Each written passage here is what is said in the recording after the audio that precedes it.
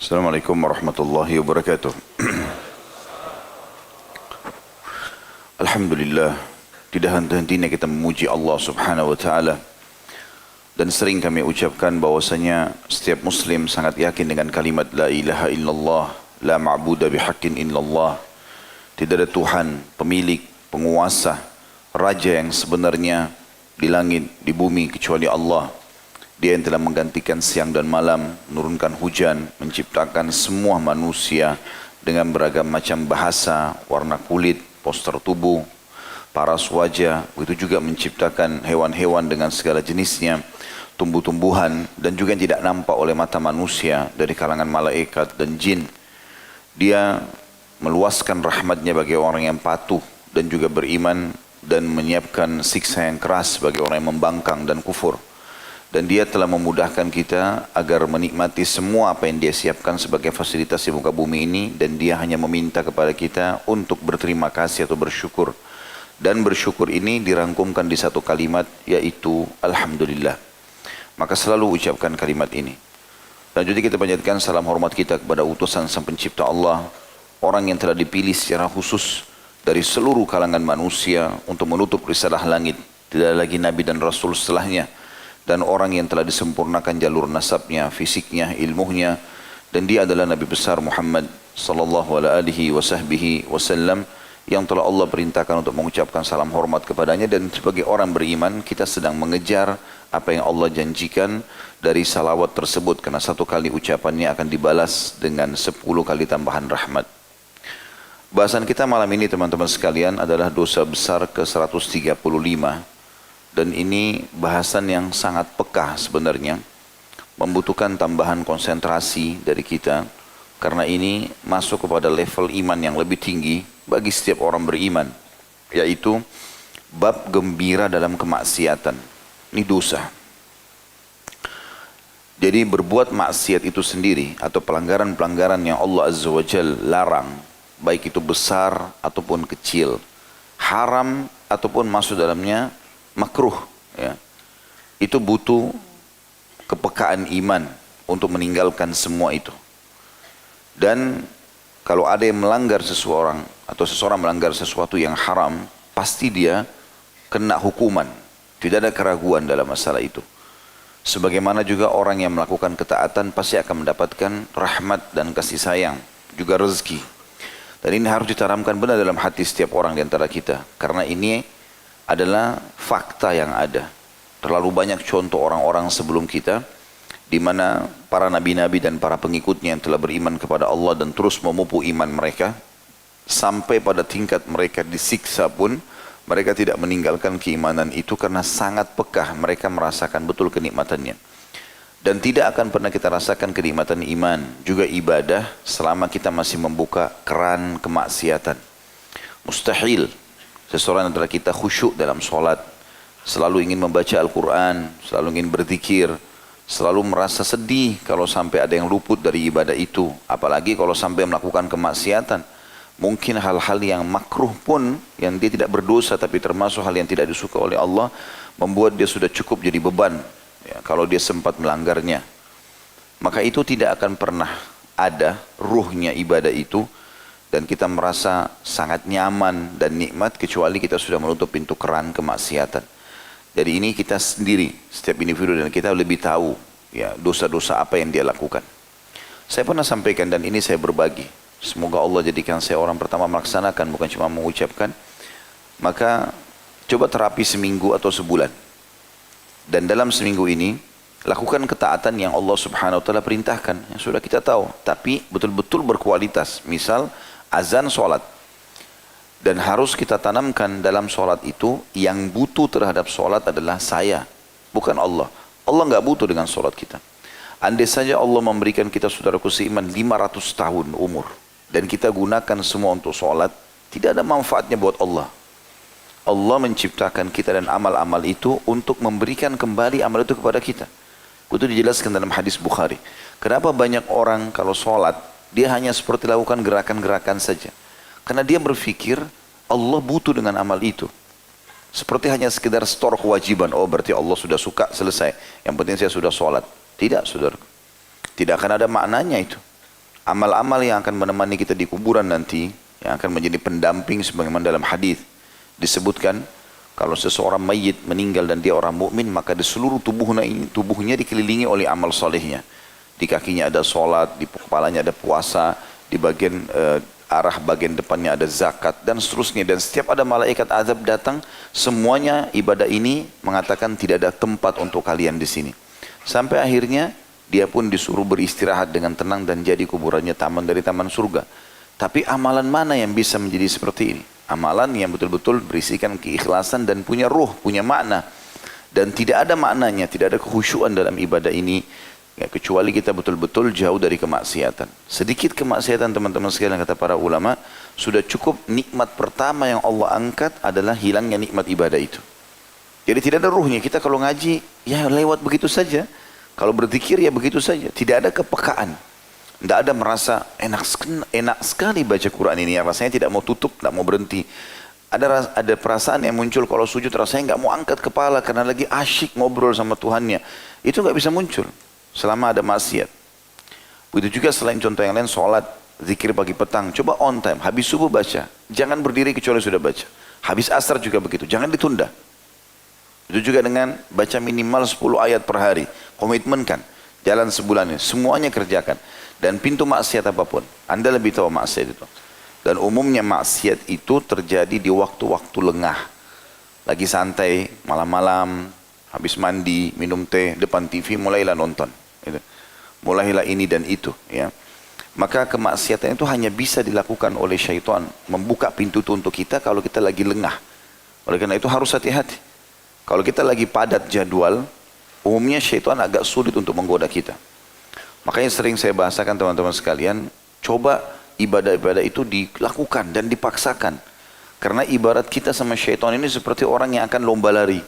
Selama kita masih di garis start, belum memulainya, belum mulai salat malam, belum mulai sedekah, belum mulai hadir majelis ilmu, belum mulai semuanya, tapi sudah tahu, maka kita seperti sedang mau bertanding dengan seorang musuh. Musuh ini punya kekuatan untuk menjatuhkan mental kita. Ya, dia akan mengatakan, kau nggak bisa, kau nggak mampu, kau akan kalah, kau akan begini. Ya, kita kalah dengan itu. Belum memulainya sudah kalah, gitu kan. Bagaimana caranya supaya musuh ini tidak bisa mengganggu kita atau bahkan bisa kita kalahkan? Larilah, mulai start, gitu kan. Nah, memulai start ini dengan mulai melakukan ibadah-ibadah ini, membaca keutamaan-keutamanya, dan itu harus dengan ketulusan hati. Ada orang, nggak ada orang, tetap saya kerjakan. Maka membuat rival kita, lawan kita dari syaitan, dia tidak bisa menggoda kecuali dia punya kekuatan yang sama dengan kita. Kecepatan, misalnya kita lari 10 km per jam misalnya, anggaplah lambat, lari kecil.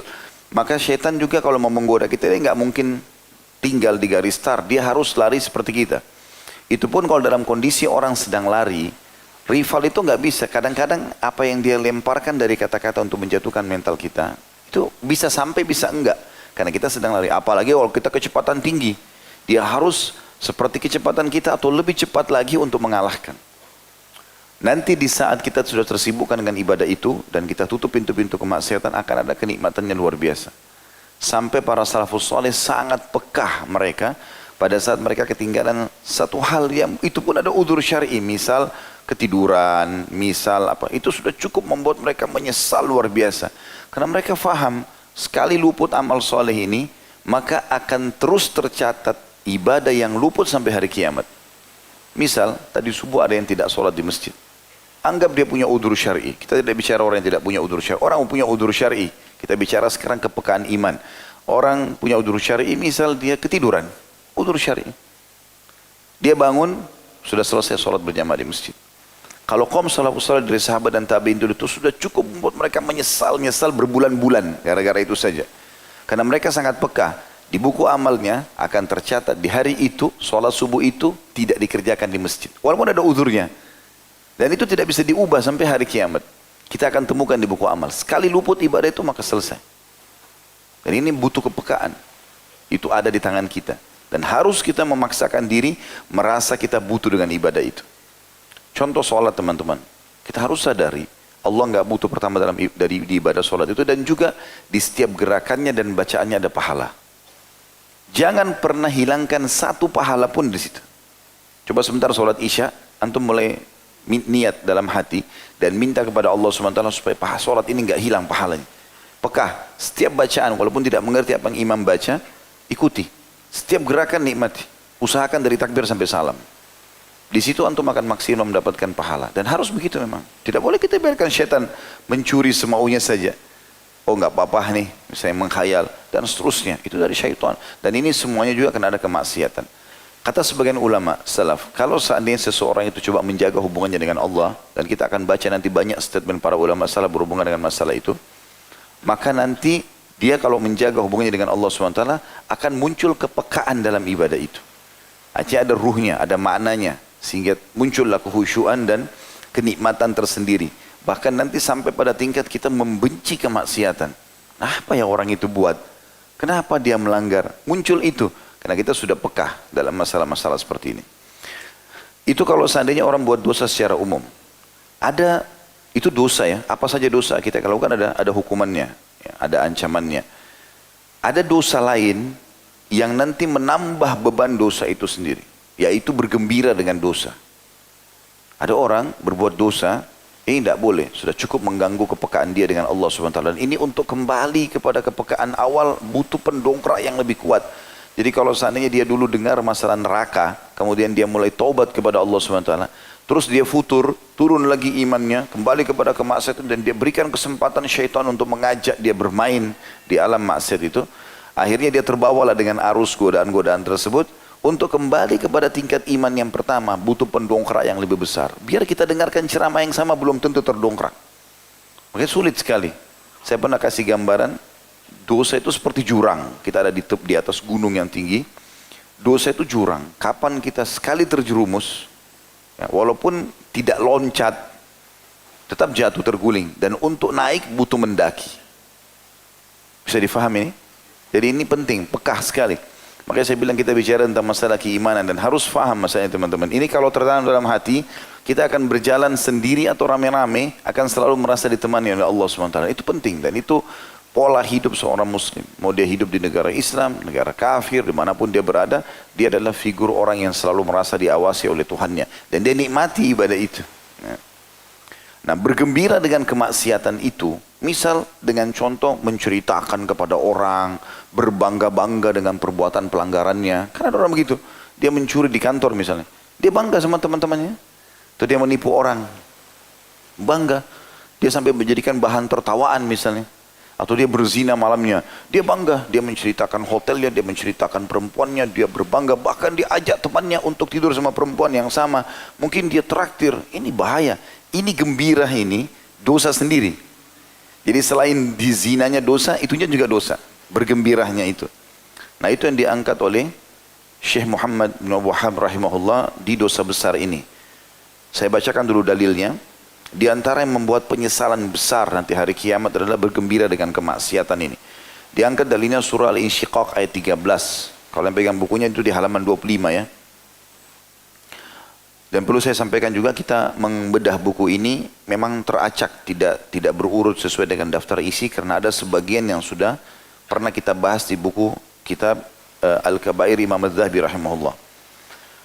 Bunyinya Al-Insyiqaq ayat 13, A'udzubillahi minasyaitonir rajim, innahu kana fi ahlihi masrura. Sesungguhnya orang-orang kafir, munafik, orang musyrik, ahli maksiat itu pada saat mereka masuk neraka dan mereka teriak-teriak histeri, gitu kan? Kalau ada yang bertanya, kenapa mereka harus sampai disiksa seperti ini? Jawabannya Allah sudah kasih kita di dunia. Innahu, sesungguhnya dia dulu di dunia, kana fi ahlihi, pada saat dia berada di kalangan teman-temannya, sesama orang kafir, sama orang munafik, sama orang maksiat, selalu bergembira. Jadi dia gembira dengan maksiat, mabuk-mabukan, gembira-gembira, bangga-bangga. Salah satu ciri kegembiraan selain menceritakan juga dia mendukung kemaksiatan itu. Ada orang subhanallah dia ke diskotik, tahu dosa. Terus dia merasa menyesal, masih mending walaupun ini tidak baik. Saya sudah bilang di awal pembukaan tadi, jangan buka pintu itu supaya ada kepekaan ibadah. Karena orang seperti ini hilang kepekaan ibadah. Tapi ada orang lebih buruk daripada itu. Dia bukan cuma sekedar ke diskotik, dia pikir ini bagus, menguntungkan, dia buka, ngundang orang berbuat maksiat. Bentuk kegembiraannya dia. Kalau dia nggak gembira, dia nggak bakal mungkin mau buka seperti itu. Nah ini dosa yang luar biasa. Ini dosa yang lebih berat daripada perbuatan dia sendiri dalam kemaksiatan. Misalnya dia mabuk, membuka tempat jual minum khamar, minuman keras, lebih besar daripada mabuk itu sendiri. Sebaliknya, kalau orang-orang beriman masuk ke dalam surga, mereka merasakan nikmat yang luar biasa, bidadari, bidadara, istana, kenikmatan abadi yang luar biasa. Sulit untuk digambarkan, makanan, minuman, pakaian. Sampai ahli surga itu nggak tahu harus ngomong apa. Kalau ada yang bertanya, bagaimana bisa mereka mendapatkan seperti ini? Allah jelaskan dalam surat Tur, ayat 26. A'udzu billahi minasyaitonir rajim. Inna kunna qablu fi ahlina musyfikin. Sesungguhnya kami masuk surga seperti ini, ya, merasakan nikmat seperti ini, karena kami dahulu sewaktu berada di tengah-tengah keluarga kami merasa takut akan diazab. Justru pada saat kami di dunia, kami rasakan sekarang surga ini karena di dunia dulu kami sangat takut untuk disiksa. Jadi terbalik ya. Orang-orang masuk neraka justru karena dia gembira dengan kemaksiatannya. Orang beriman justru pada saat dia di dunia dia ketakutan jangan sampai dia terjerumus dalam dosa walaupun kecil sehingga membuat dia dihukum. Dan itu akhirnya membuat mereka mendapatkan kenikmatan abadi di surga. Ingat teman-teman, di dunia ini waktu terbatas. Jangan selalu lalai menganggap oh waktu sama, ya misalnya besok ini malam pulang tidur, besok saya aktivitas lagi. Belum tentu akhi dan ukhti. Umur kita yang sebenarnya umur yang sudah berlalu. Sering saya bahasakan ini. Saya sekarang misalnya 44 tahun, inilah umur saya. Ke depan saya Allah alam tidak tahu. 1 jam, 1 menit, 2 jam, 2 hari, 3 hari, seminggu kita nggak tahu. Apakah Allah akan kasih umur yang sama sehingga umur saya 88 tahun? Allahu a'lam. Kita berharap, tapi belum tentu. Itu umur kita yang sebenarnya. Jangan terus lalai ini. Munculnya rambut putih, ya, sakitnya kita dalam beberapa keadaan. Orang kalau sudah menikah, sudah punya anak, ada generasi yang depan mata dia lihat, itu akan mengganti pengganti dia. Ini semua kepekaan. Bahkan ayat yang menyebutkan waqad ja'akumun nadhir, terdatang kepada kalian peringatan, masuk dalamnya demam, kata sebagian ulama tafsir. Demam itu yang pertama, misalnya antum pertama kali demam di umur 3 tahun, itu sudah tanda-tanda kematian. Demam itu sendiri, ada yang mengatakan munculnya uban, ada yang mengatakan keriput, ada yang mengatakan meninggalnya orang terdekat. Intinya semua ini adalah peringatan dari Allah Subhanahu wa ta'ala. Jadi harus sadar ya, jangan sampai terus lalai. Sampai kapan ini? Ya. Terbatas sekali waktu kita. Jangan pernah merasa teman-teman sekalian, oh gampang, selalu bersembunyi di ayat Innallaha ghafurur rahim, Allah maha pengampun dan maha penyayang. Tapi dia lupa ayat lain, Innallaha syadidul iqab, Allah amat berat siksaannya. Kata ulama, kita harus peka terhadap siksa Allah dulu, baru kita masuk ke rahmatnya Allah. Artinya kalau kita terjerumus dalam dosa, terlanjur, dan kita baru mau tobat, nah rahmatnya Allah luas. Tapi kalau orang lagi ada pilihan, apakah berbuat ketaatan agar dapat rahmat, atau berbuat maksiat, Allah akan hukum, maka kita dahulukan tentunya, untuk melakukan ketaatan dan tinggalkan kemaksiatan.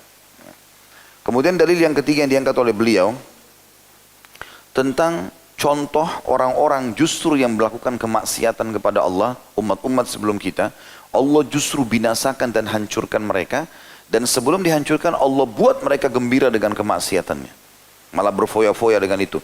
Qaum Lut, ya, yang Allah hancurkan homoseksual di 9 perkampungan mereka yang Allah angkat, sampai dalam riwayat dikatakan masih terdengar gonggongan anjing mereka, ya, kemudian dibalik oleh Allah Subhanahu wa ta'ala. Itu beberapa hari sebelum mereka dihukum oleh Allah SWT, mereka makin sehat, mereka ketawa-ketawa, mereka gembira terus, ya.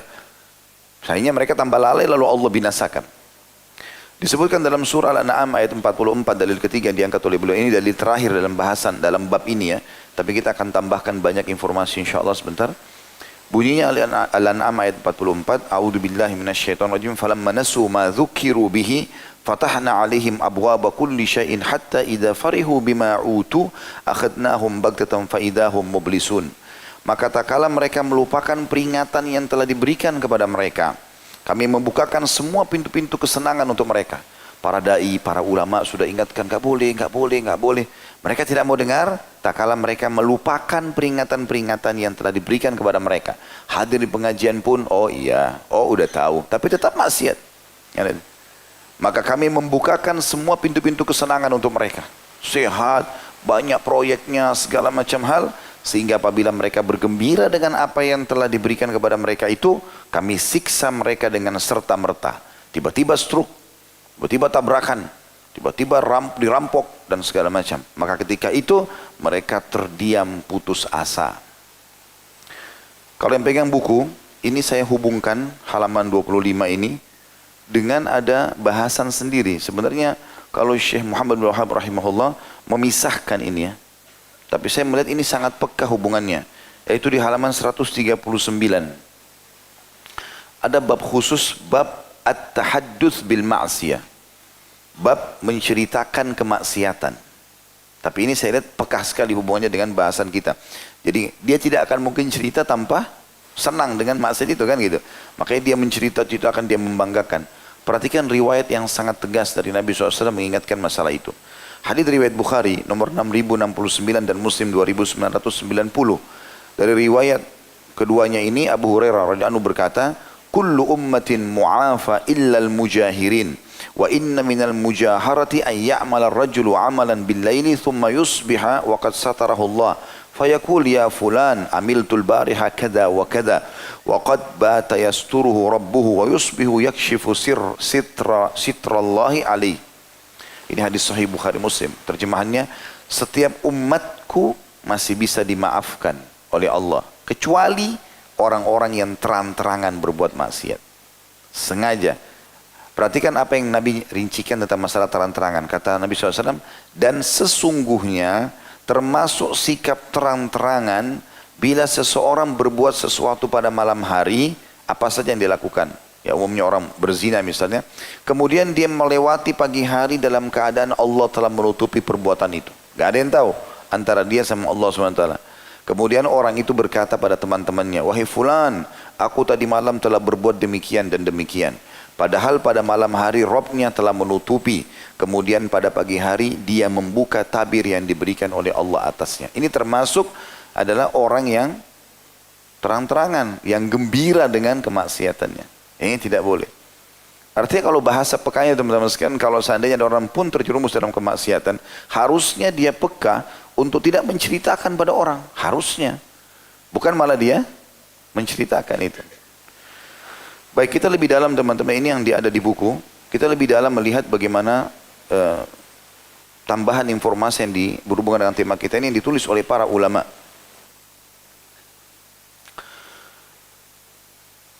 Ada beberapa keadaan di mana kita dilarang bersenang-senang. Ada juga keadaan di mana kita boleh bersenang-senang ya.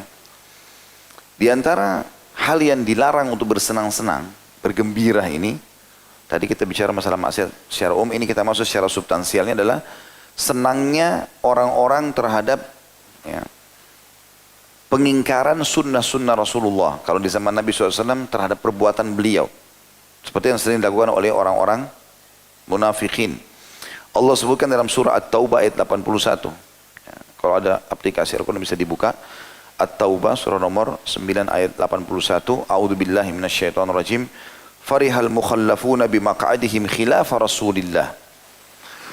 Ini tentang orang-orang munafik ya. Orang-orang yang ditinggalkan tidak ikut berperang, mereka gembira dengan duduk-duduk diam setelah ditinggal oleh Rasulullah sallallahu alaihi wasallam. Jadi orang-orang beriman itu, para sahabat yang tulus keimanannya, kalau Nabi SAW panggil jihad, mereka selalu di saf pertama. Bahkan sahabat bersaing di depan masjid, mana yang di saf pertama, supaya Nabi tunjuk kamu ikut, kamu ikut, kamu ikut. Dan mereka berusaha menutupi uzur-uzur mereka. Walaupun mereka punya uzur, mereka berusaha tutupin supaya tetap tidak disebutkan di hadapan Rasulullah. Jangan sampai Rasulullah bilang, kamu nggak usah ikut karena ada uzur ini. Misalnya. Seperti itulah. Ya. Maka orang-orang munafik justru datang sengaja mencari uzur. Maafkan kami ya Rasulullah, tidak bisa pergi, tidak bisa. Begitu Rasulullah SAW keluar dengan pasukannya meninggalkan Madinah, mereka bergembira. Nah ini gembira terhadap ya, tidak mengikuti perintah Nabi SAW adalah gembira yang haram hukumnya. Tidak boleh. Nah mirip kalau di zaman kita sekarang setelah Rasulullah SAW meninggal adalah perbuatan-perbuatan yang bertolak belakang dengan sunnah. Ada orang subhanallah gembira karena teman-temannya semua masuk masjid, dia nggak diajak. Itu ya sudahlah, saya tunggu di luar saja. Dan dia merasa bangga dengan itu. Ada orang gembira, teman-temannya semua puasa, dia enggak. Dan aneh ini, bergembira terhadap meninggalkan sunnah Nabi alaihissalam. Yang kedua, yang dilarang juga adalah bergembira ya, yang membuat lalai dan lupa terhadap akhirat, terhadap dunia. Ya, atau bergembira terhadap dunia yang membuat lalai terhadap akhirat. Jadi kita boleh gembira dengan pakaian, dengan makanan, dengan apapun yang Allah kasih di dunia ini. Tapi jangan membuat kita lalai dari akhirat. Allah sebutkan tentang kalimat gembira yang dilarang ini. Ya, kalau sampai menikmati dunia tapi sampai lupa akhirat. Dalam surah Ar-Ra'd ayat 26. A'udzu billahi minasyaitonir rajim. Wa farihu bil hayatid dunya. Salah satu ciri mereka yang dihukum oleh Allah SWT adalah mereka bergembira dengan kehidupan dunianya. Makna tafsirnya, mereka sibuk dengan dunia sampai akhirnya gara-gara meeting lupa sholat. Ya. Gara-gara mau bisnis supaya terbuka dengan para bisnisnya maka dia bermaksiat. Gitu kan. Saya berapa kali pernah ketemu dengan beberapa orang ikhwah. Dia bilang, Ustaz bagaimana ya hukumnya kalau saya terpaksa harus entertain, mereka bahasakan tamu-tamunya. Karena ini partner bisnis dan segala macam. Walaupun saya tidak buat, tapi mereka orang non-muslim datang dari negara ini kami harus temani ke diskotik dan segala macam. Saya bilang maksiat. Kalau seandainya antum meninggal pada saat itu, hanya karena mengkhayal akan dapat proyek begini dan begitu, lupa kalau Allah itu Razzaq, Dzul Quwwatil Matin, Allah pemberi rezeki. Bukan orang-orang kafir itu. Harus kita mulia, gitu kan? Kemudian yang ketiga, tentu poin-poin ini juga sangat peka kalau mau dibahas ya. Tapi saya lihat terbatas waktu, kita masih banyak hal yang saya ingin sampaikan. Kita jelaskan dulu sekarang hal-hal yang dilarang untuk bergembira padanya. Yang ketiga, tidak boleh kita bergembira dengan harta-harta yang kita kumpulkan tanpa mengeluarkan haknya Allah. Misalnya bangga, oh saya punya rekening sekian, uang saya sekian banyak. Tapi tidak ngeluarin zakat, tidak pernah bersedekah. Ini nggak boleh bergembira di situ, dilarang. Dalilnya adalah dalam surah Al-Qasas ayat 76 tentang Qarun. Bagaimana dia pada saat diutus kepadanya orang-orang beriman dari para sahabat Musa alaihissalam, disuruh keluarkan zakat nggak mau, suruh sedekah nggak mau. Allah mengatakan tentang dia, ya, waktu dia berbangga-bangga dan dia senang, la tafrah, innallaha la yuhibbul farihin. Firman ini turun kepada Musa alaihissalam, disuruh sampaikan kepada Qarun, jangan pernah engkau senang-senang dan berbangga dengan hartamu itu. Sungguh Allah tidak menyukai orang-orang yang senang dan bangga dengan polahmu ini. Maksudnya gembira dengan harta itu dan lupa haknya Allah di situ. Padahal dia sendiri tidak punya apa-apa. Allah yang memberikan dia kehidupan, yang memberikan dia ilmu, memberikan dia harta itu. Yang keempat, senang ketika ada saudara di kalangan mukminin yang tertimpa kesulitan. Ya. Seperti umumnya orang-orang munafik lah, ini sifat orang munafik. Mirip dengan poin pertama tadi. Allah sebutkan dalam surah Al-Imran ayat 120. Ada orang begitu subhanallah, walaupun statusnya muslim, kapan ada yang menimpa seorang muslim musibah, oh dia malah gembira. Dianggap itu adalah hal yang bagus. Oh orang kampung itu, orang desa itu, orang negara itu, bagus tuh dihukum. Aneh ini. Malah dia gembira di atas penderitaan orang-orang beriman. Allah subhanahu wa ta'ala menyebutkan dalam surah Al-Imran, ayat 120, A'udzu billahi minasyaitonir rajim, wa in tusibkum sayyi'atun yafrahu biha. Jika kalian tertimpa hai orang beriman bencana, maka mereka orang-orang munafik justru bergembira karena itu. Yang bisa adalah yang benar, kalau orang-orang beriman ditimpa masalah, kita merasa sedih. Kita seperti satu jasad sebagaimana sabda Nabi SAW. Beberapa hari lalu di Gaza misalnya orang-orang Islam lagi dibombardir, kita mestinya merasa sedih dan merasa peduli dengan itu. Minimal bentuk kesedihan kita adalah berdoa pada saat itu. Antum kalau dengar informasi yang menyedihkan bagi orang beriman, jangan tunda, detik itu juga. Berdoa antara antum sama Allah SWT, ya Allah mudahkan, berikan mereka jalan keluar. Jadi itu sudah cukup membuat antum lepas tanggung jawab hari kiamat. Yang kelima, tidak boleh berbangga-bangga dan merasa gembira, tapi ini dalam arti kata membawa pada sombong ya, kalau memiliki ilmu. Kalau kita sekarang juga termasuk titel misalnya ya. Itu Allah sebutkan dalam surah Ghafir ayat 83, A'udzu billahi minasyaitonir rajim, farihu bima indahum minal ilm. Ya, termasuk ciri yang Allah hardik adalah orang-orang yang lupa tentang haknya Allah dan mereka senang dengan ilmu yang ada pada mereka. Ya, jadi bangga dengan ilmu tersebut sampai akhirnya lupa. Kan begitu banyak orang-orang di Indonesia pun, bahkan di kampus-kampus dosen banyak begitu. Begitu sedikit Allah kasih lisan dia bisa bicara, tiba-tiba yang jadi sasarannya Al-Quran. Ini aneh betul ini, gitu kan? Tiba-tiba ayat ini kayaknya sudah tidak layak sekarang. Ini anak baru lahir kemarin, ayat tidak layak dari mana? Kau belajar dari mana ini, gitu kan? Aneh.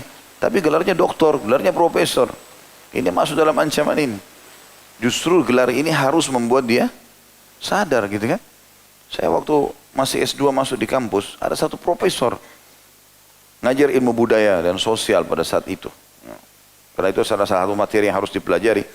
Maka dia masuk kemudian dia mengatakan, ada tradisi orang Bugis Makassar, kebetulan kami di Makassar waktu itu, yang kalau masuk kamar mandi, masuk kaki kiri, keluar kaki kanan.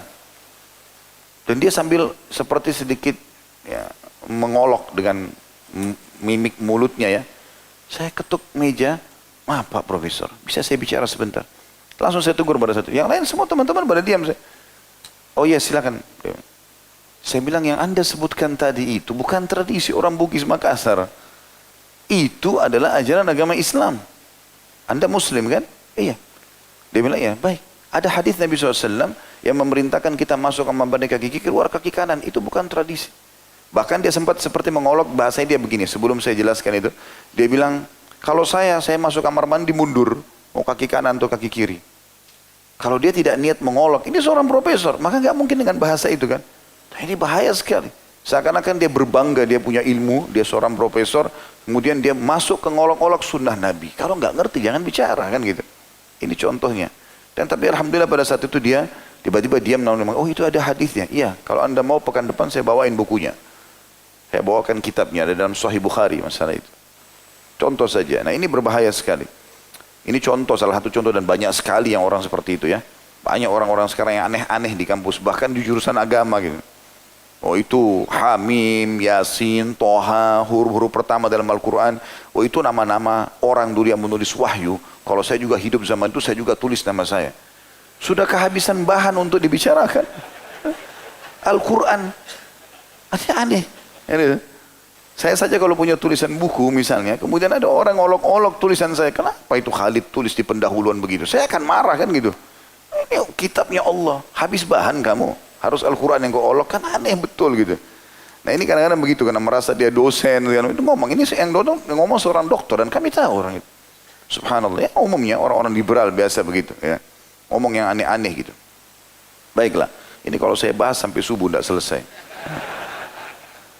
Yang keenam, senang dan bangga terhadap amal yang mereka pernah kerjakan. Saya sudah 10 kali haji. Oh haji, baru pulang. Oh saya sudah 10 kali. Itu masjid sumbangan. Oh itu masjid saya sudah 10 masjid yang lain saya bangun. Aneh gitu.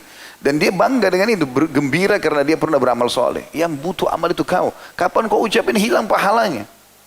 Kenapa harus gembira di situ? Kalau ada kesempatan beramal soleh, syukur. Mulut antum tutup ini, jangan cerita kepada orang. Antara antum dengan Allah SWT. Tidak ada gunanya menceritakan ini. Allah sebutkan dalam surah Al-Imran ayat 188. A'udzu billahi minasyaitonir rajim. La tahsabanna alladziina yafrahuna bima atau wa yuhibbuna an yuhmadu bima lam yaf'alu fala tahsabannahum bimafazatihim minal 'adzabi wa lahum 'adzabun alim. Jangan sekali-kali kamu mengira bahwasanya orang-orang yang gembira dengan apa yang telah mereka kerjakan dan mereka suka dipuji atas perbuatan yang tidak mereka lakukan.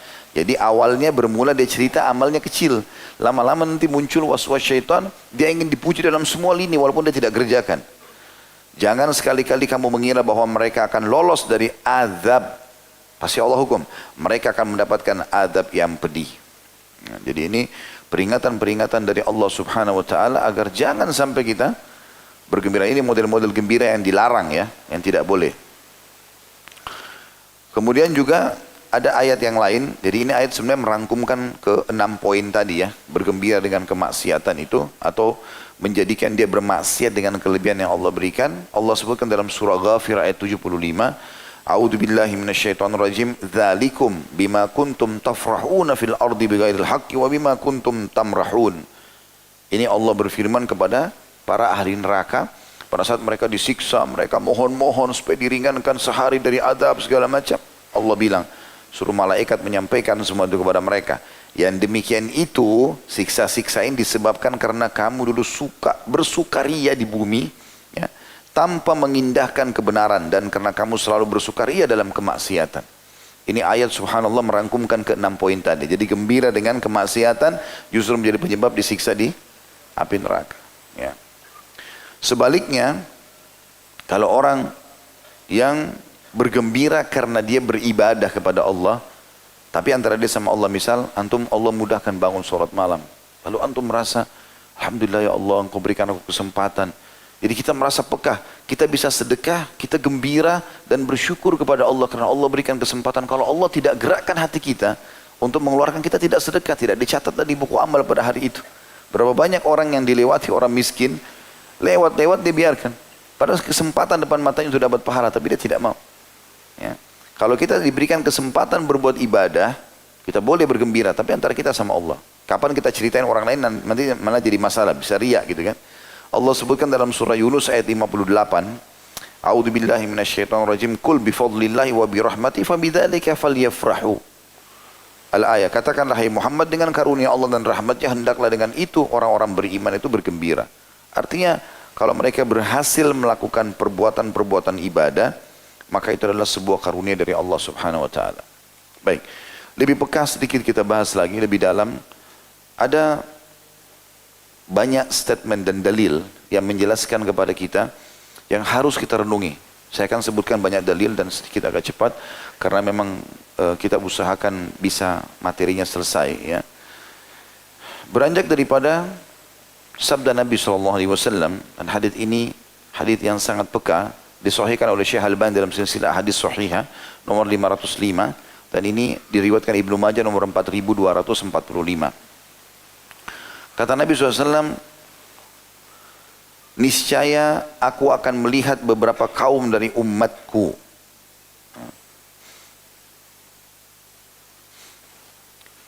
dikatakan pada hari kiamat nanti dengan membawa laksana gunung-gunung Tihama dari pahala yang berwarna putih. Nanti akan datang hari kiamat umatku ahli ibadah, pahalanya bergunung-gunung, ya dia sholat, ya dia puasa, ya dia haji, ya dia sedekah, segala macam. Seperti gunung-gunung Tihama. Tihama ini gunung-gunung yang sangat tinggi, besar gitu ya. Kemudian Allah Azza wa Jal menjadikannya seperti debu yang berterbangan di depan mata dia hari kiamat. Tidak ada manfaatnya buat dia. Lalu ada yang bertanya, wahai Rasulullah, jelaskan sifat mereka kepada kami. Siapa orang-orang ini? Bawa pahala bergunung-gunung hari kiamat, tapi akhirnya Allah hancurkan depan mata mereka, dibuat seperti debu yang berterbangan, artinya tidak akan ditimbang, timbangan amal, tidak ada manfaatnya bagi mereka. Beritahukan kepada kami, ya, siapa mereka, agar kami tidak menjadi bagian dari mereka, sementara kami tidak tahu. Maka Nabi SAW menjawab, ketahuilah mereka adalah saudara kalian, satu bangsa dengan kalian, artinya sama kaum muslimin. Dan bangun malam sebagaimana kalian bangun malam. Mereka juga sholat malam. Tapi jika mereka menyendiri dengan larangan-larangan Allah, mereka melanggarnya. Ternyata orang-orang ini adalah orang yang sholat iya, puasa iya, segala macam. Tapi pada saat dia lagi sendiri, tidak ada orang yang lihat, dia maksiat kepada Allah. Maksiatnya ini cukup menghancurkan semua amal solehnya tadi. Nah, jadi ini kepekaan teman-teman. Artinya kita harus pekah menjaga hubungan dengan Allah SWT ini sendiri atau rame-rame. Kalau lagi sendiri itu, disitulah diuji keimanan antum. Datangnya kesempatan berzina, datangnya kesempatan berbohong, datangnya kesempatan. Tapi antum sendiri pun, ya, tidak ada orang-orang. Itu justru di situ puncaknya ujian. Karena kalau antum lolos di situ, nanti di depan orang antum akan lebih peka. Kalau sendiri aja kita tidak maksiat, maka pasti di depan orang juga tidak akan kita lakukan. Seperti itulah. Ini hadis yang sangat tegas mengingatkan kepada kita, ya, makna daripada firman Allah SWT dalam surah Isra, surah nomor 17 ayat 17. A'udzu billahi minasyaitonir rajim, wa kafa bi rabbika bidunubi ibadi khabiran basira. Dan sesungguhnya cukuplah Tuhanmu maha mengetahui lagi maha melihat dosa hamba-hambanya. Sayang banyak sekali orang di antara kita, ya, semoga Allah maafkan, mereka selalu berpikir kalau dia dilihat oleh anak kecil mau buat dosa, atau dilihat oleh orang yang dia kenal, atau bahkan dia tidak kenal, tiba-tiba dia berhenti bermaksiat. Dan dia tidak fikir ada zat yang sedang melihat dia, Allah Azza wa Jalla. Bagaimana seseorang teman-teman tidak peka dalam poin seperti ini? Dia bisa berbuat maksiat sementara dia tahu sebenarnya Allah maha mendengar, Allah maha melihat, Allah maha mengetahui, dan Allah amat keras siksaannya. Bagaimana orang mengetahui ini semua baru dia langgar gitu kan? Maka itu yang dimaksud dengan firman Allah tadi. Dan juga dalam surah Al-Baqarah, surah nomor 2 ayat 74, Allah juga berfirman. Ini makna hadis tadi itu adalah penjelasan daripada ayat-ayat ini.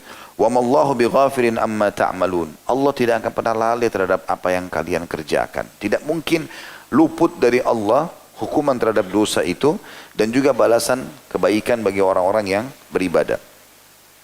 Juga sama dengan surah Al-Baqarah, masih surah yang sama tadi, ayat 77 Allah berfirman, A'udzubillahi minasyaitonirrajim, awala ya'lamuna annallaha ya'lamu ma yusirruna wa ma yulinun. Tidakkah mereka itu mengetahui bahwasanya Allah mengetahui segala yang mereka sembunyikan dan segala yang mereka tampakkan? Mirip dengan ini juga surah At-Taubah ayat 78, surah nomor 9. A'udzubillahi minasyaitonirrajim, alam ya'lamu annallaha ya'lamu sirrahum wa najwahum wa annallaha 'allamul ghuyub. Tidakkah mereka tahu bahwasanya Allah mengetahui rahasia dan bisikan mereka dan bahwasanya Allah amat mengetahui segala yang gaib. Ayat-ayat ini harus kita renungi ya, karena ayat-ayat ini menandakan kita harus lebih takut kepada Allah daripada apapun, karena Allah mengetahui semua itu. Dan Allah menyebutkan dan menghardik orang yang justru malu dengan manusia. Dia malu tidak mencuri, dia malu tidak berzina, dia malu, karena dia malu sama manusia. Dan dia tidak malu sama Allah. Allah sebutkan dalam surah An-Nisa, surah nomor 4 ayat 108. A'udzu billahi minasyaitonir rajim, yastakhfuna minan nasi wa la yastakhfuna minallah wa huwa ma'hum idh yubayyituna ma la yarda minal qaul wa kana Allah bima ya'maluna muhita. Mereka bersembunyi dari manusia, tapi mereka tidak bersembunyi dari Allah, padahal Allah mengetahui mereka. Ketika pada suatu malam mereka menetapkan keputusan rahasia yang tidak Allah ridhoi, dan Allah maha mengeliputi dengan ilmunya terhadap apa yang mereka kerjakan. Ya. Jadi ini sangat peka, harusnya seseorang berhati-hati darinya.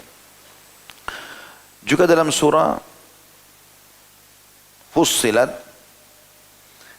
surah nomor 41 ayat 22 sampai ayat 23, Allah SWT berfirman, A'udzu billahi minasyaitonir rajim.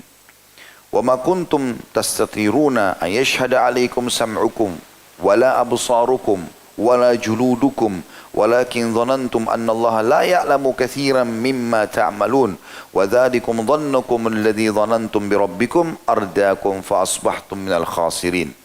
Kalian sekali-kali tidak dapat bersembunyi. Jadi kalau ada orang bilang, saya cuma sendiri, gak ada yang lihat, atau bisikan syaitan, kamu sendiri kok, gak ada yang tahu, lakukan aja. Maka Allah bilang, kalian sekali-kali tidak dapat bersembunyi dari persaksian pendengaran kalian sendiri, penglihatan kalian, dan kulit kalian terhadap diri kalian. Tapi kalian mengira bahwa Allah tidak mengetahui kebanyakan dari apa yang kalian kerjakan. Dan yang demikian itu adalah prasangka kalian yang telah kalian sangkakan kepada Rabb kalian. Allah nggak tahu, Allah nggak lihat. Prasangka itulah yang akan membinasakan kalian. Maka jadilah kalian termasuk orang-orang yang merugi. Ibnu Arabi berkata, orang yang paling merugi ialah yang menunjukkan amal-amal solehnya kepada manusia dan menunjukkan keburukannya kepada Allah yang lebih dekat kepadanya daripada urat lehernya sendiri. Faham maksudnya? Saya ulangi. Beliau mengatakan orang yang paling rugi adalah orang yang menunjukkan amal-amal solehnya pada manusia. Sholat di masjid dia kelihatan. Ramadan dia yang paling pertama puasa. Sedekah dia yang paling di saf pertama bersedekah. Quran selalu di tangannya. Dia tunjukkan sama manusia amal solehnya. Tapi kalau lagi tidak ada manusia, dia bermaksiat kepada Allah. Kata Ibnu Arabi, orang yang paling merugi adalah orang yang menunjukkan amal-amal solehnya kepada manusia. Sibuk menunjukkan kebaikan tapi sama manusia. Dan menunjukkan keburukannya kepada Allah. Yang Allah lebih dekat kepadanya daripada urat lehernya sendiri. Ya. Dan ini harus difahami, ini diambil dari buku Syu'abil Iman, ditulis oleh Al-Baihaqi, jilid 5 halaman 368. Kemudian juga di dalam pepatah bahasa Arab disebutkan, ada seorang syair menyebutkan kalimat ini sangat baik. Idza ma khalauta ad-dahra yawma fala taqul khalautu walakin kul alayya raqibu wala tahsabanna Allah yaghfalu sa'a wala an ma tukhfihi anhu yagibu. Artinya, saat engkau sedang sendirian, jangan katakan aku sendiri. Ini bahasa syair ini ingin menasihatkan kita semua. Ya, saat engkau sendiri, jangan kau bilang kau sedang sendiri. Tetapi katakan ada yang senantiasa mengawasi diri ini. Dan sedikit pun jangan menyangka bahwa Allah lalai. Atau menyangka dia tidak tahu apa yang tersembunyi. Sungguh takwa kepada Allah dalam keadaan tidak nampak atau gaib dan takut kepadanya dalam keadaan tersembunyi merupakan tanda kesempurnaan iman. Hal ini ya, bisa diraih atau bisa menjadi penyebab pengampunan, kunci masuk ke dalam surga. Gitu. Dan ini semestinya harus difahami oleh banyak orang-orang tentunya, atau kaum muslimin umumnya. Gitu. Kemudian juga teman-teman sekalian, ini sebentar seperti biasa, kita azan langsung iqamah insyaAllah. Karena saya ingin menyampaikan beberapa poin yang saya anggap penting di sini. Nabi SAW selalu, dan riwayat Imam Ahmad nomor 18.351, meminta doa ini. Allahumma inni as'aluka khasyatuka fil ghaibi wasyahada. Ya Allah, aku memohon kepadamu agar selalu muncul rasa takutku kepadamu, baik dalam keadaan aku tersembunyi, lagi sendirian, tidak ada orang, ataupun nampak, atau sedang di hadapan orang-orang. Juga teman-teman sekalian, ada statement yang menarik dari seorang ulama muslim bernama Bakr al-Muzani rahimahullah. Beliau berdoa untuk saudara-saudaranya, semoga Allah menjadikan kami dan kalian zuhud terhadap hal yang haram, sebagaimana zuhudnya orang yang bisa melakukan dosa dalam kesendirian, namun ia mengetahui bahwa Allah melihatnya, maka ia tinggalkan dosa itu. Maksudnya dia berdoa, semoga aku dan kalian ini diberikan oleh Allah SWT perasaan zuhud yang sebenarnya. Yaitu zuhud menurut dia adalah orang kalau pas lagi sendiri dan ada peluang berbuat dosa, dia tinggalkan dosa itu. Dia maksudnya pekah dalam masalah ini.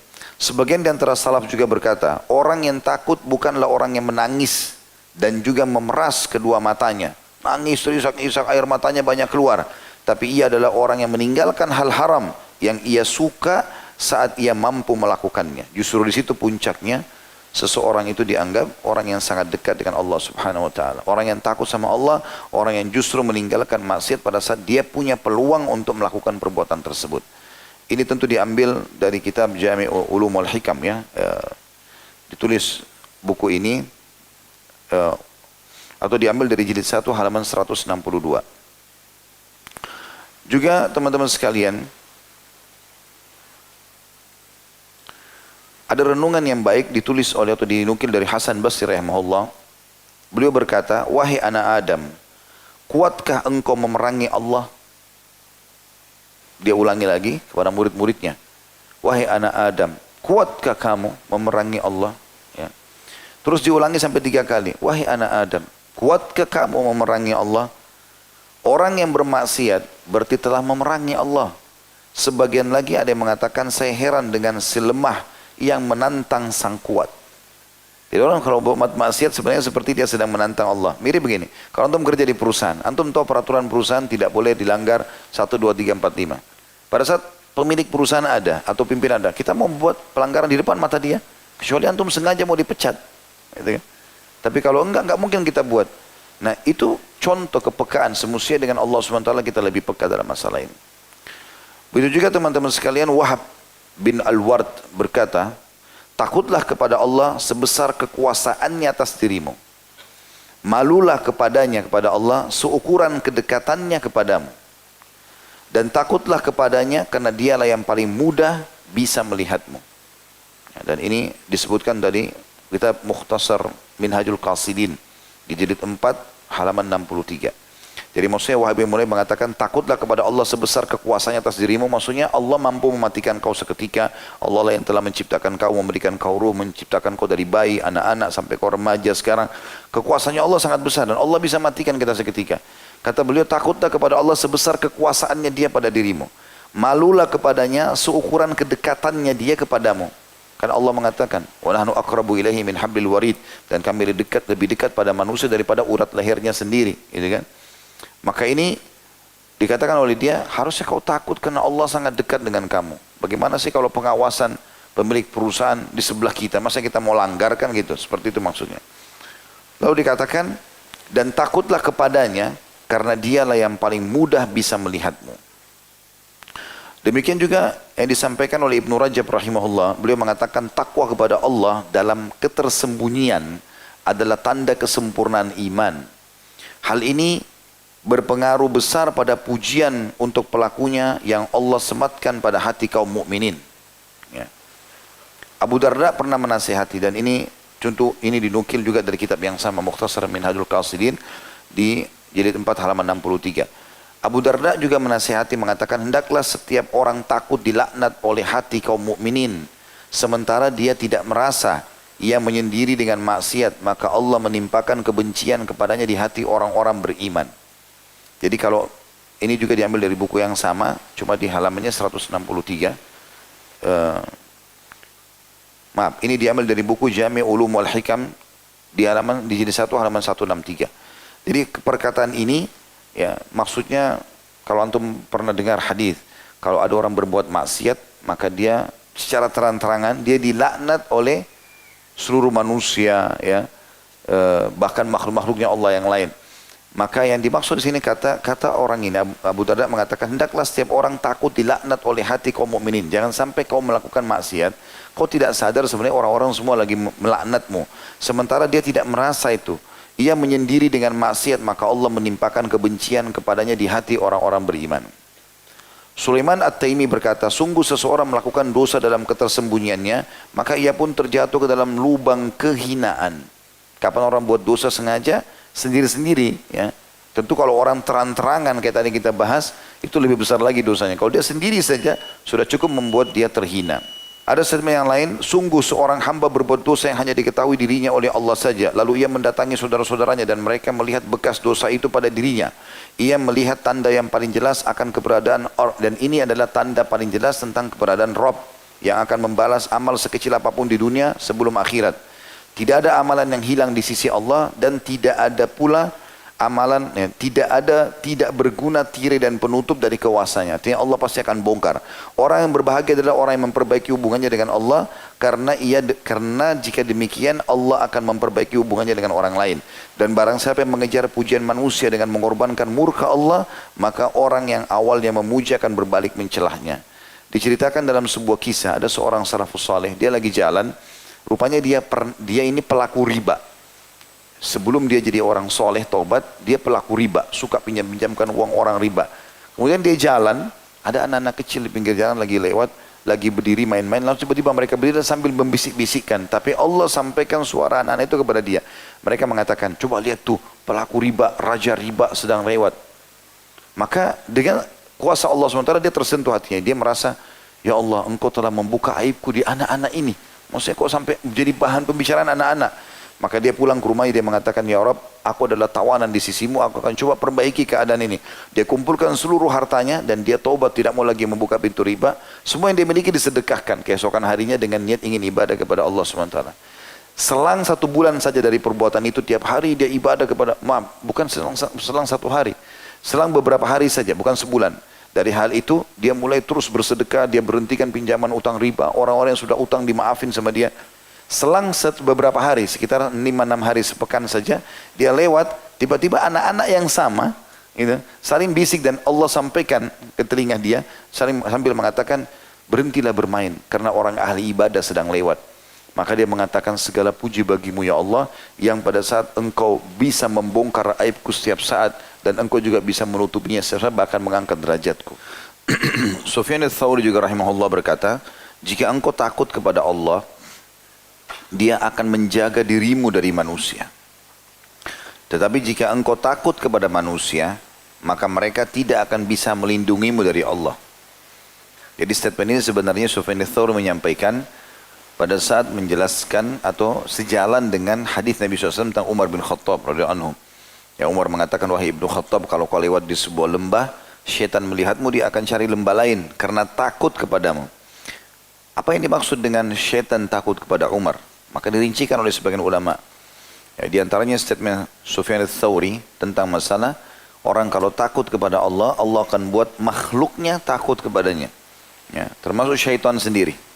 Jadi nanti sampai pada tingkat level iman seseorang. Semoga Allah sampaikan kita di situ insyaAllah. Artinya sampai pada tingkat di mana syaitan takut untuk menggoda. Bertemu, bukan menggoda lagi. Karena kepekaannya. Dan pada saat itu puncaknya seseorang akan maksimal dalam ibadah kepada Tuhannya. Nah, ini yang dimaksud dengan perkataan tadi.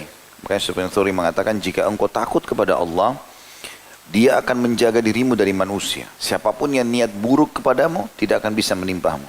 Allah akan jaga itu. Tapi jika engkau takut kepada manusia, dia Tidak berbuat pelanggaran karena ada atasannya, karena ada pasangannya, karena ada temannya yang lihat atau ada manusia yang lihat, maka mereka tidak akan bisa melindungimu dari Allah. Kalau Allah buat kau celaka gara-gara maksiat itu, mereka tidak akan bisa buat apa-apa. Ibnu Aun berpisah dengan seseorang, maka ia berwasiat, takutlah kepada Allah. Karena orang yang takut kepada Allah tidak akan pernah merasa sendirian. Artinya selalu ditemani oleh Allah subhanahu wa ta'ala. Tadi diambil dari buku Al-Fawaid punyanya Ibnu Qayyim rahimahullah, bab taqwa halaman 52. Juga Zaid bin Aslam berkata, dulu dikatakan barang siapa yang takut kepada Allah, orang akan mencintainya meskipun mereka pernah membencinya. Ini statement sama dinukil dari Ibnu Qayyim rahimahullah. Dan kita tutup teman-teman sekalian dengan seorang budak wanita pernah di zaman kisah salafus saleh, kisah klasik dulu. Dia rupanya pernah waktu dibeli oleh satu keluarga itu sangat baik, sangat soleh. Jadi suami istri, anak-anaknya semuanya jauh dari kemaksiatan dan ahli ibadah. Sehingga orang ini pun ikut-ikutan jadi ahli ibadah. Satu waktu, rupanya mereka keluarga ini butuh uang, terpaksa mereka jual budak ini. Dijual lah, waktu dijual, dibeli oleh satu keluarga kaya raya. Jauh lebih kaya daripada keluarga awal, tapi semuanya jauh dari ketaatan. Semuanya kemaksiatan. Jadi selalu pelanggaran-pelanggaran terjadi. Maka si budak ini pun menangis sambil memohon kepada mereka, mengatakan tolong. Apapun yang harus saya lakukan, yang penting kembalikan saya kepada keluarga yang pertama itu. Dan keluarga yang pertama ini membentuk kita menjadi orang yang baik. Atau membentuk dia menjadi orang yang baik. Hal-hal yang kita simpulkan teman-teman dari apa yang kita bahas semuanya sebenarnya. Yang pertama, pekalah dalam melakukan ibadah itu. Buat ibadah itu punya ruh dan makna dengan cara mengikhlaskan niat dan menjauhi kemaksiatan. Itu poinnya. Jadi jangan pernah buka pintu kemaksiatan, dan antum atau anda lebih tahu sendiri maksiat apa yang sedang lakukan. Bahkan hal yang kecil pun. Dan saya sudah bilang tadi, buat masa training sepekan, sebulan, coba gulirkan ibadah-ibadah yang sudah ada, tapi lakukan dengan cara kualitas tinggi ya. Munculkan dalam diri kita, kita butuh dengan ibadah itu. Saya tidak tahu tadi, ikhwan dan akhwat sudah praktikin tidak. Waktu sholat isya tadi, coba pekah, tadi kan saya bilang, pekah, setiap gerakan dan bacaan ini ada pahalanya. Jangan pernah lengah, sehingga membuat pintu buat syaitan, gitu loh. Dan itu, mungkin kalau awal agak sulit, berarti masih ada kendala di maksiat. Kalau kemaksiatan itu sudah ditepis, maka secara otomatis dengan sendirinya kehusyuan itu akan datang. Ya. Jadi itu poin yang sangat penting dari apa yang kita sampaikan. Kemudian, juga hal yang lain teman-teman sekalian, kita harus menjauhi semuanya sumber maksiat. Termasuk teman-teman. Dan jangan terlalaikan dengan umur yang masih muda, kulit yang masih kencang. Ya. Berbanyak angan-angan yang kita bangun.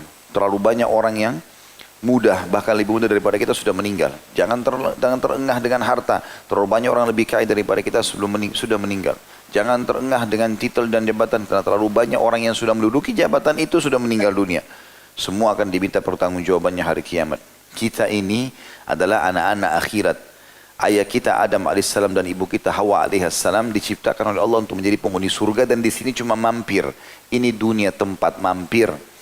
Dan jangan sampai membuat tempat mampir ini membuat kita kembali kepada tempat yang salah. Karena Allah SWT jadikan bumi ini, dunia ini sebagai tempat cobaan. Allah ingin kita kembali ke surga dan mendapatkan tempat-tempat yang lebih baik di sana dengan cara ujian amal di sini. Sedikit berupaya untuk ketaatan kepada Allah, Allah akan kasih kita tempat yang terbaik sana. Tapi kalau terjadi pelanggaran, maka Allah siapkan tempat yang lain, yaitu neraka. Ada yang kekal, ada yang juga sementara. Kekal adalah orang kafir, munafik, orang musyrik, dan sementara ahli maksiat. Dan teman-teman, kalau saya pribadi menanamkan dalam diri saya, kalau saya bisa juara satu, kenapa saya harus juara dua? Kalau saya bisa jadi orang yang terbaik, kenapa saya harus orang jadi baik saja? Coba tanamkan program itu.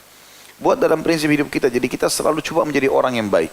Dan Nabi SAW tidak melarang kita untuk bersaing positif tanpa niat untuk menjatuhkan orang lain. Pernah ada seorang sahabat begitu. Dia mengatakan, ya Rasulullah, Anda lihat, saya sangat tampan dan apa yang Allah telah berikan kepada saya dari penampilan segala macam ini. Kalau ada perasaan dalam hati saya tidak ingin orang saingi saya. Tapi saya tidak ingin orang lain juga jatuh. Saya hanya ingin supaya saya terus bersaing positif. Ya. Dalam arti kata, kalau ada orang sholat malam, saya juga mau sholat malam. Tapi saya bukan mau riya. Saya juga tidak ucapkan pada orang. Saya juga tidak berharap orang itu hilang sebagai bentuk hasad. Hilang sholat malam dari dia. Gitu. Apakah itu termasuk perbuatan yang dilarang? Kata Nabi SAW, tidak. Dan Allah mengatakan dalam Al-Quran, wa fi dzalika falyatanafasil mutanafisun. Dan pada persaingan positif ibadah itu, keimanan, maka di situlah orang-orang mukmin bersaing dalam arti positif di sini, tidak menjatuhkan orang lain, bukan untuk riya. Jadi kita jadikan sebagai kalimat motivator. Kenapa teman-teman kalau kita bisa masuk surga tanpa hisab, kenapa harus dihisab dulu? Kenapa kalau kita bisa masuk surga walaupun dihisab, kenapa harus kita masuk neraka dulu? Kan gitu. Ya, lebih baik jadi sekalian jadi orang yang baik gitu kan. Seperti itulah. Dan ambillah pengalaman dari orang-orang. Dan tadi imam kita sempat membaca salah satu ayat di sholat maghrib tadi, itu menceritakan masalah itu. Allah suruh kita melihat orang-orang sebelum kita. Ambil pelajaran dari mereka. Disuruh berjalan di muka bumi, lihat bagaimana keadaan orang-orang di muka bumi ini yang sudah berlalu. Bagaimana keadaan Fir'aun, Namrud, orang-orang yang sudah Allah binasakan karena mereka maksiat. Dan akan seperti itu jalannya orang yang melakukan pelanggaran. Dan bagaimana para nabi-nabi yang dinukil kisah mereka selamat segala macam. Begitulah keadaan orang-orang yang patuh dan beriman. Oleh karena itu teman-teman, bersyukurlah kepada Allah Subhanahu wa taala pada saat Allah berikan kita kesempatan untuk beribadah. Termasuk antum bisa hadir malam ini di majelis ini. Ini la haula wala quwata illa billah. Kita tidak punya daya dan kekuatan. Andai saja Allah tidak ingin kebaikan ini buat saya pertama dan buat antum, kita tidak akan pernah bisa hadir. Kalau Allah tidak izinkan, tidak akan terucapkan kata-kata yang dari lisan saya. Kalau Allah tidak izinkan, tidak akan tersentuh hati antum untuk beramal. Maka ini berarti sebuah nikmat yang Allah berikan agar kita peka. Bersyukurlah. Setiap peluang ibadah yang sempat antum lakukan, anda lakukan, itu berarti Allah inginkan kebaikan. Sampai sebagian salaf mengatakan, siapa yang Allah izinkan lisannya mengucapkan istighfar, berarti Allah memang mau mengampuni dia. Andai saja tidak, Allah tahan lisannya. Kan berapa banyak orang maksiat, terus saja dalam kemaksiatan, dan dia merasa tidak merasalah. Sehingga akhirnya tidak diampuni dan akan menjadi penyebab hukumannya. Allahu a'lam. Mudah-mudahan bisa diambil pelajaran insyaAllah.